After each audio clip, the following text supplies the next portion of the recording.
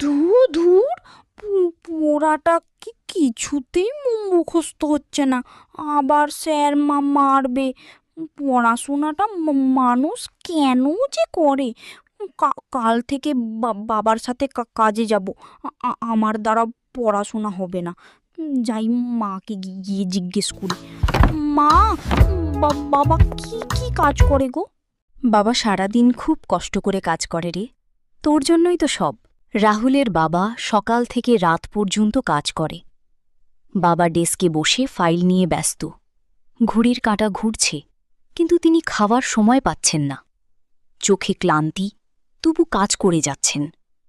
Office থেকে বের হয়ে দৌড়ে বাস ধরতে গিয়ে বাস মিস করছেন। ক্লান্ত হয়ে ধীরে ধীরে বাড়ির পথে হাঁটছেন।